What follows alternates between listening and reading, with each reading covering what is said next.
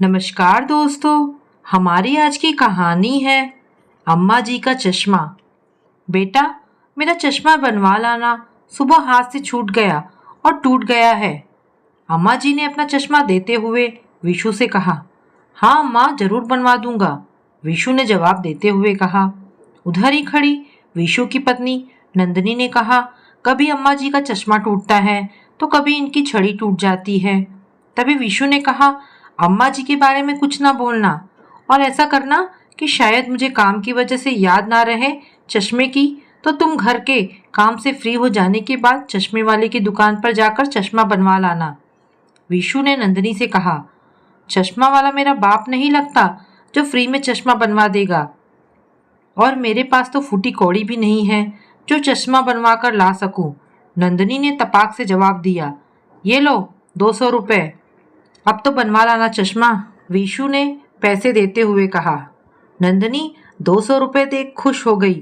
सोचने लगी, चश्मा बनवाने के बाद बाकी के पैसों को खुद के लिए कुछ खरीद लूंगी। वैसे भी पतिदेव तो कंजूस हैं, कभी कुछ दिलाते ही नहीं है। विशु पैसे देकर अपने काम पर चला गया। किसी की दुकान पर काम करता था विशु। जो भी तनख्वाह मिलती उससे ही घर खर्च कैसे न कैसे करके चलाना पड़ता। नंदिनी थी वह बहुत ही खर्चीली। बस उसके पास चाहे कितने भी पैसे हो वो सब कुछ खर्च कर देती थी। कभी साड़ी तो कभी चूड़ियाँ, बस यही सब खरीदने का शौक था उसे। उस दिन भी कुछ ऐसा ही हुआ था। चूड़ी ले लो, चूड़ी, रंग बिरंगी चूड़ी, हरी गुलाबी नीली पीली लाल रंग की चूड़ी। चूड़ी वाले की आवाज़ सुनकर नंदिनी भी अपने घर के बाहर आ गई। उसने देखा कि सरला, विमला, कमला चूड़ी वाले को घेरे खड़ी हैं। सुंदर सुंदर चूड़ियां को देखकर उसका मन भी ललचाने लगा। सरला कहने लगी, अरे नंदिनी, देखती ही रहोगी या लेगी भी चूड़ियां? ये देख कितनी सुंदर चूड़ियां हैं, ले ले, तेरे गोरे गोरे हाथों में सुंदर लगेगी। नंदिनी मन ही मन कहने लगी, चूड़ियां तो सच में सुंदर है। मन तो कर रहा है सारी चूड़ियां खरीद लूं, लेकिन पैसे तो मेरे पास हैं ही नहीं। तभी उसे याद आया, सुबह ही तो पतिदेव देकर गए हैं पैसे अम्मा जी के चश्मे के लिए, उन्हीं की चूड़ियां खरीद लेती हूँ। अम्मा जी का चश्मा तो फिर कभी बन जाएगा, लेकिन ये चूड़ियां वाला थोड़ी रोजाना आएगा। नंदिनी झट से अंदर गई और पैसे लेकर आई। अब तो नंदिनी ने सभी रंग की चूड़ियां खरीद ली अपनी सहेलियों की होड़ में।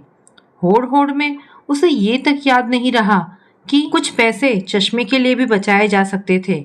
नंदिनी चूड़ियां लेकर खुश होते हुए अंदर गई और चूड़ियों को पहनकर देखने लगी। तभी उसने सोचा, घर में चूड़ियां विशु ने देख ली तो गुस्सा करेगा, इसलिए उसने चूड़ियों को एक संदूक में रख दिया। उधर अम्मा जी आवाज लगाने लगी, नंदू, ओ नंदू, बन गयो कि मेरो चश्मो। अम्मा जी नंदिनी को प्यार से नंदू कहती थी। अरे अम्मा, अभी ना बनो, अभी अगर को काम ही ना निपटा तो चश्मा बनवाने जाऊं। नंदिनी ने कहा, घर को काम जल्दी से निपटा ले, मुझे चश्मे के बिना कुछ नहीं दिखता।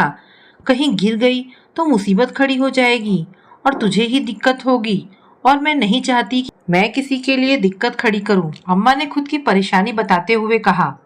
अरे हाँ अम्मा, सुन ली तुम्हारी बात, बोला ना बनवा देंगे।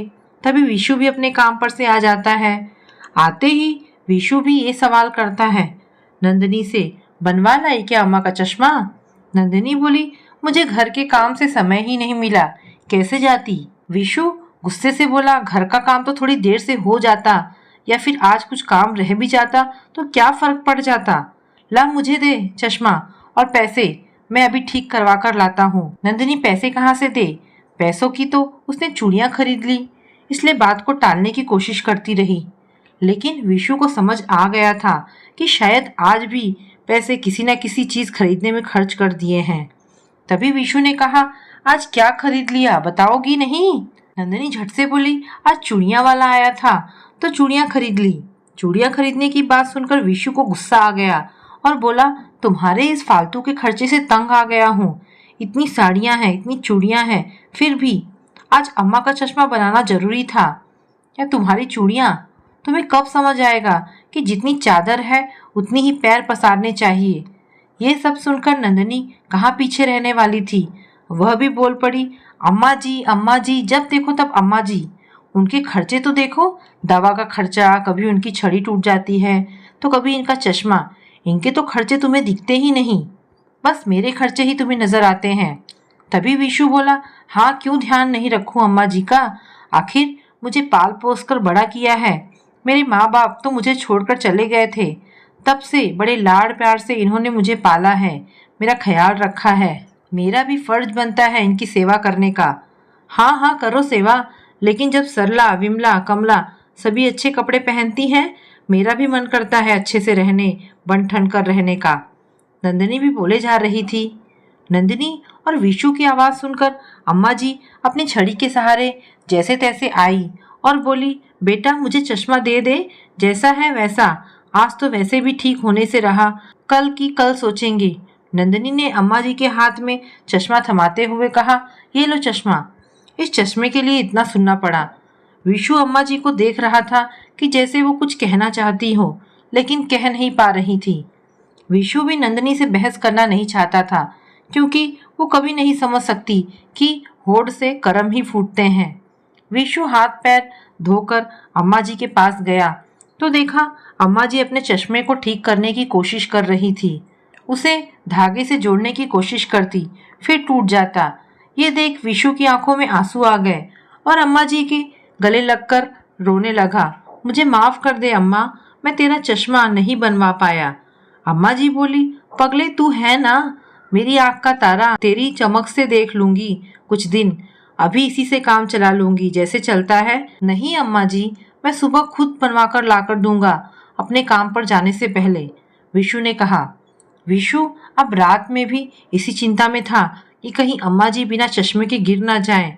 रात को आदत है अम्मा जी को शौचालय जाने की, बिना चश्मे के गिर गई तो चोट लग जाएगी। विशु को चिंता थी, चिंता की वजह से भी नींद नहीं आ रही थी। तभी धड़ाम से गिरने की आवाज आई। धड़ाम। विशु जल्दी से उठा, देखा तो अम्मा जी गिर गई थी। अम्मा जी दर्द से कराह रही थी। जल्दी से विशु और नंदिनी ने मिलकर अम्मा जी को उठाया। नंदिनी और विशु की आंखों से आंसू बहे जा रहे थे। विशु ने कहा, ये सब तुम्हारी वजह से हुआ, अगर आज ही अम्मा जी का चश्मा बन जाता तो अम्मा जी गिरती नहीं। नंदिनी को एहसास हुआ कि मेरी चूड़ी से ज्यादा अम्मा जी का चश्मा जरूरी था। अब वो चूड़ी रखी ही तो है, अगर अम्मा जी का चश्मा बन जाता तो अम्मा जी आज दुख में नहीं होती। सही कहते हैं विशु, होड़ एक दिन ले डूबती है।